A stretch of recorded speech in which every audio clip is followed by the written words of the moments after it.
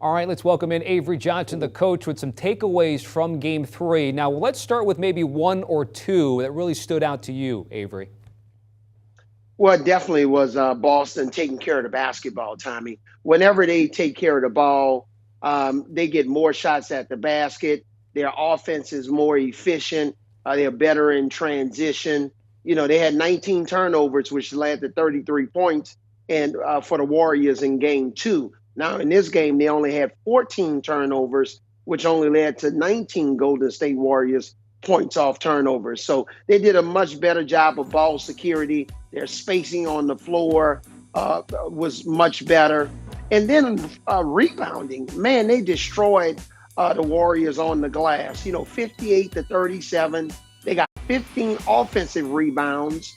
The Warriors only got 6 offensive rebounds. And normally when the Warriors get more offensive rebounds, that can lead to easier threes. And the last point I'll make here is guys like Marcus Smart and Al Horford, they played much better than they did in game two. They only combined for 4 points in game two, and they combined for 35 points in games 3.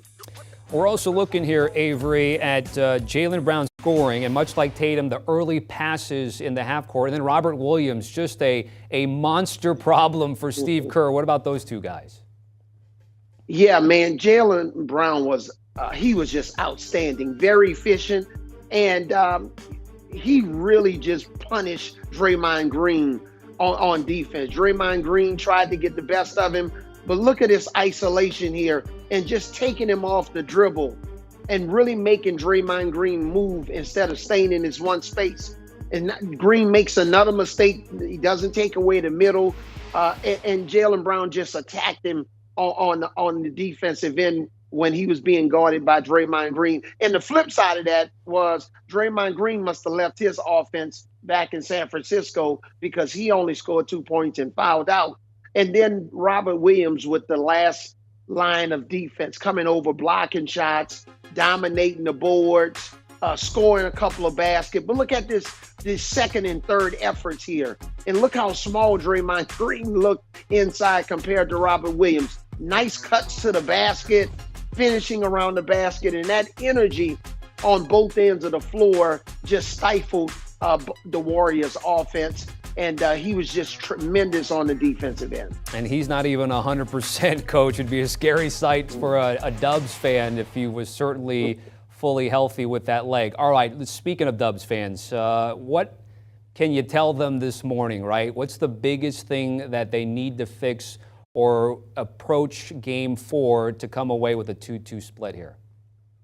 Well, if you remember going back to the Miami series, there are a couple of games that Marcus Smart, was really outstanding on the offensive end. They got to respect Marcus Smart offensively.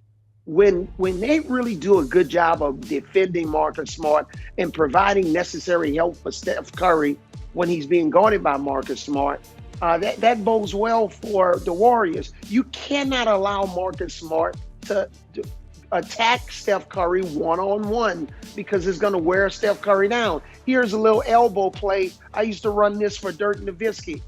It's like an NBA theme play.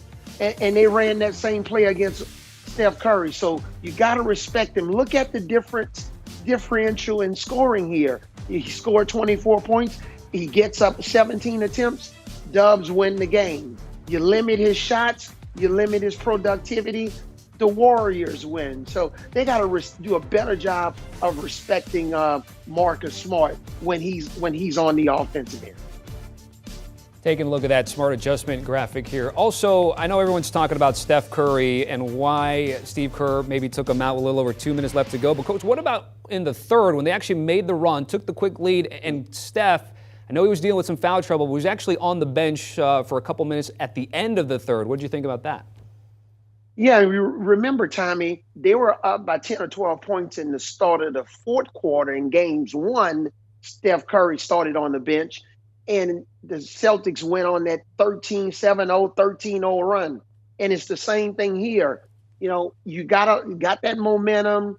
Steph is out of the game, even though he had the foul trouble. He was playing with 2 fouls in the first quarter, so he knows how to manage his fouls. So I'm sure when the Warriors go back and look at this, that's probably a situation where you want to keep the momentum rolling. You don't want to give the Celtics any signs of hope. They got a little bit of sign of hope in daylight, and then they went on a run.